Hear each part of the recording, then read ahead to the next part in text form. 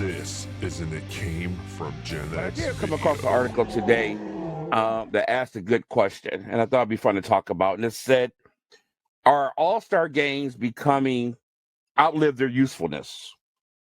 And I started thinking about them across, and I thought maybe we'd look at the major sports, of course, the All-Star game and the Major League Baseball, which also has uh, twofold. They have the Home Run Derby and the All-Star game.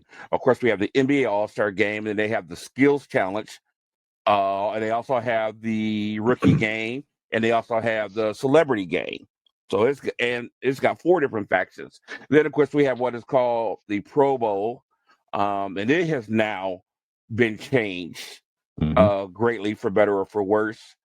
And so I just want to ask you your opinions. What do you think about these different All-Star games, and which maybe you have a favorite one that you remember amongst one of the sports? Skinner? Have they outlived their... Go ahead. Yeah, I think the best one out of all of them is baseball. Mm-hmm. And if you ever sat and watched a home run derby, it's fun. But the game itself, the winner of the All-Star game has home field advantage in the World Series. Right. So while they're voted in as to perform in the All-Star game, there's also something behind it. So if these All-Stars that are playing know that if they have a chance to be in the World Series, they want the home field advantage. So they're playing for something. Yeah. Let's move on to basketball, and I'll be quick. Leading up to the game in basketball is fantastic. The Futures game, the Skills Challenge, even the Celebrity game is a lot of fun to watch. The actual game itself, turn the damn thing off because it's absolutely worthless. They don't play for nothing. There's no defense, and it's who can shoot the most threes. Boring as hell. Football, I don't even know why they have a Pro Bowl anymore. They don't tackle. They don't play defense. They changed it. They don't do anything. Well, so I don't know why there's even an All-Star game in football. Is the best. And I don't want to be hypocritical. I don't watch it. But I do believe baseball is the best out of all of them for two simple reasons. You alluded to one, they're playing for something. But by nature of the games, you can go all out in the baseball All-Star game. You can play as hard as you would play in the regular season in the baseball All-Star game. Whereas football, like you said, you can't tackle. Nobody's risking injury to their star players. And also in the NBA, the same thing. There's no defense played. It's either an alley-oop contest or a three-point contest. The slam dunk competition has become a joke. None of the stars compete in it anymore. Yeah. And the Skills Challenge is, I'll give them credit. They've included WNBA players and things like that, and I appreciate all that. But it's just, So I would agree with you on the baseball. The injury thing plays a part in the baseball and the NFL. And it's so weird how certain injuries are connected to the sport.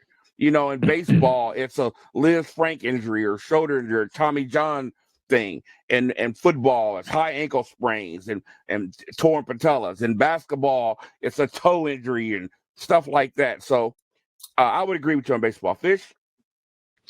Yeah, I think we're all pretty aligned here. The baseball, even before the baseball All-Star game, used to be fairly fun. Even back I remember watching it in the '80s, even, and they sort of, tapered off until they made it, mean something, like you guys said. So that's typically a good game. Like you said, and all the events around it are good. Like you guys said, the NBA All-Star Game's been a joke for many, many years. They did change the rules to where it's not just a high score. They do it by quarter, so you can be outscored in one quarter, and you kind of reset the next quarter. So I like how they at least tried to do something with it and incorporate also Kobe Bryant's number into it somehow. I don't know exactly what they did, but like I said, that's just a joke. It really doesn't mean anything anymore.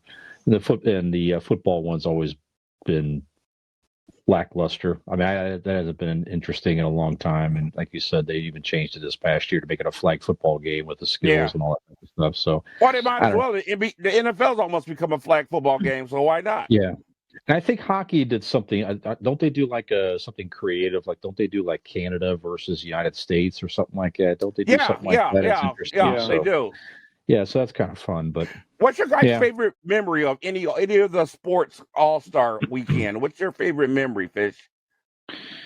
man, there was a lot, I guess. There, I do remember one of the more significant NBA games was I remember when Magic retired with HIV. That was definitely on mine. Yeah, Yeah, and he came back, and they let him play in that game, and that was a whole thing back then because that was huge. People didn't really know what was going on, And a lot of players refused to play with him. Yeah, because they were nervous and all that. But Magic came back out, played a terrific game, and actually won the MVP. So that was a nice way for him to sort of wind up his. I can't remember if he played again after that or not. But that was definitely. I think that was it. Yeah. That was definitely one. That was a beautiful moment. I was actually thinking of that one, and of course, the other one for me is the All-Star weekend in baseball. There was a home run derby that was just ridiculous with Mark McGwire and Sammy Sosa. No, I was thinking. I think was it Griffey? I mean, yeah, it might have been. He's been in some good ones too. Mm-hmm. It was amazing, and of course the McGwire and Sosa one. Yeah, that was just crazy. So I'll add too, just real quick. The slam dunk. I think it was 86. It was the slam dunk competition came down to Dominique versus Michael Jordan. Yep. And that was the year also in the 3-point shootout that Larry Bird shot the ball and walked. As soon as he shot the ball, he started walking off the court, putting the number one up there, and that ball went right in. Yep. Another one for me too was the slam dunk competition when really I can't think of his name. Played for Toronto. Yeah. Tracy McGrady? No, Tracy. No, his cousin. Man, he just showed out. Man, it was just unbelievable the things he did. Yeah, stupid. We can't think of his name. He had one of the longest NBA careers of all time. We'll look it up here. Go ahead. We'll look it up. Yeah, but he did things nobody had even thought about. He did the dunk. Vince Carter. There you go. And he did the dunk where he put his whole elbow down into the rim. Unbelievable. That was so much excitement. There were some great ones. I'll even give what's his name? He's light skinned with the freckles. He jumped over the car. He tried to make it exciting too. But those were good. How about you, Skinner? What's your favorite memory of All-Star weekend? Mine, I think it was 1997 All-Star game. It was in Cleveland, Ohio. Sandy. Hometown hero, Sandy Alomar Jr. hit a 2-run homer to win the game. Yeah. Mm-hmm. That was the year that we went to the World Series against Florida, and of course we lost it. What a great team that was. Lost it in the 10th inning against Miami. But yeah, the chills that he sent up and down, that was cool. Especially Cleveland fans, of any fan of baseball. That was such a cool baseball team. Yep, the 95, 97 teams were really good teams. Fun to watch. But yeah, that was my favorite moment of all All-Star games. All right. Keith Porter here at K Porter House from It Came From Gen X. We hope you've been enjoying the show, but please make sure you hit the like button, make sure you hit that subscribe button, and we'll see you next time.